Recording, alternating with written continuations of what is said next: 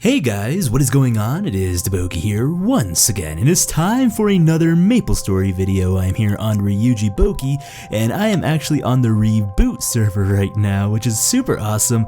And I know the ReBoot server has been out for a while now, but I am just getting into it. I've been playing it for a few weeks now, and it's been a lot of fun. So I decided to go ahead and make a little but an impressions opinions video on this ReBoot server, since I think a lot of you guys that watch my videos might have played MapleStory before but don't really play anymore, and might want to know like what's been new in MapleStory and what is this ReBoot server and what is all this hype about and why is DaBoki excited. So anyways, before I get too far into this video, I just want to give a quick shout out and thanks to a few of my friends that really helped me out in this ReBoot server. It's Matt, Misusing TV, and 0x Zong. It was a lot helpful. They just taught me a lot of things. They're very professional players, so thank you so much to them. But anyways, ladies and gents, ReBoot server, what is it and what is the hype about? So ReBoot pretty much takes away the pay to win scenario for MapleStory, which is amazing because you guys know that the cubes in MapleStory are vicious. They get you sometimes, and I've spent my fair share of money on cubes, and it does not feel good after you drop a lot of money sometimes.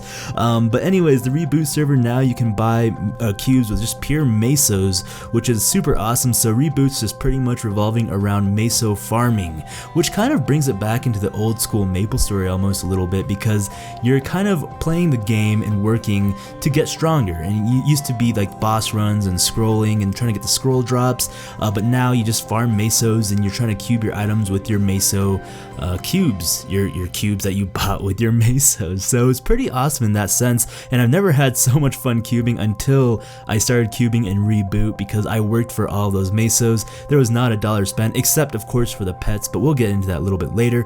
Another big difference about the ReBoot server is that you cannot trade with anyone. So there's no transactions, there's no shops, there's like the free market is completely dead because of course no one can trade.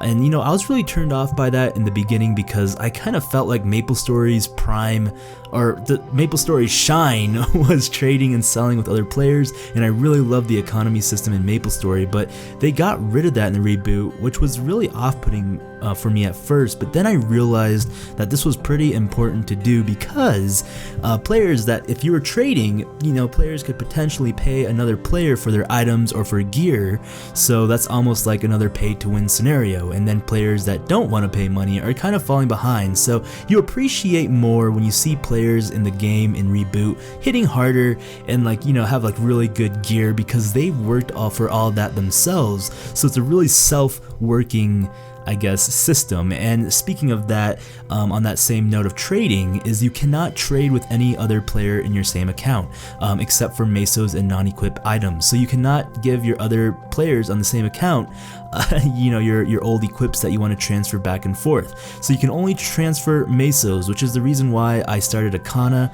right here. And you know, I'm farming with the Kana because Kanas are excellent farmers. They have the Kishin that allows more monsters to spawn, and if you saw me earlier in the cubing, I was actually cubing for meso percent gear. So meso percent gear is super important, and we'll start to get into that right now because I've never thought about cubing for meso percent gear before. So accessory items can get meso percent drop, so that means that you have an additional chance to have, or you have additional mesos that will drop from monsters. So you can get up to 100% meso drop on all of your items combined. So even though you have more accessories and you can only get 20% per accessory, you can only get 100% total combined with your equipment. And then there's an additional 20% that you can get with your inner ability, and then there's like a few other percent that you can get with a phantom card, but we won't get into that. So players really try to get that meso percent obtained. It's the plus 20% for a legendary accessory item on the very top line there, and I heard that you can get like it on the second line, but it's very rare.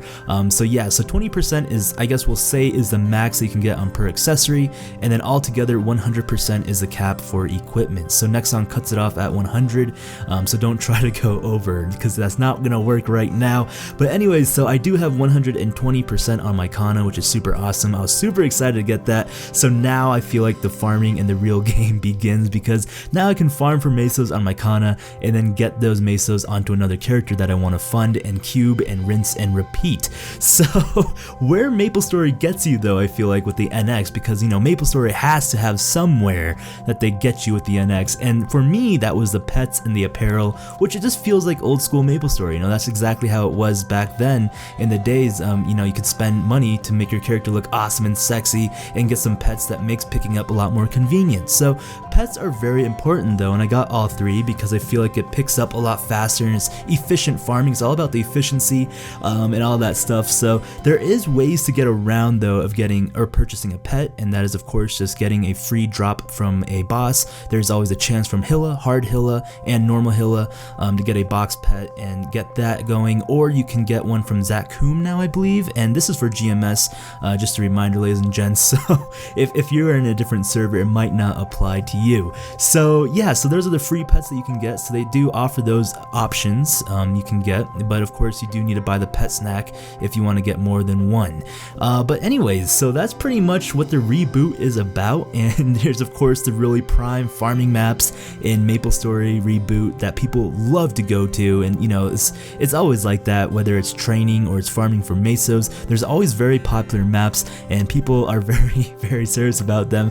I heard about people like taking shifts for this farming map of mesos until 2x started. So this whole guild and guild alliance were like on these hour shifts to hold a certain map so they can farm during 2x, which is super awesome. It's like already building the community here. So yeah, I really like the community in this ReBoot server. It's pretty awesome. It feels like it's really coming together, and surprisingly, even though you can't trade with anyone, it's still really incredible, and I'm really enjoying my time here. And I think it's a great alternative. I mean, Kaini will always be my home.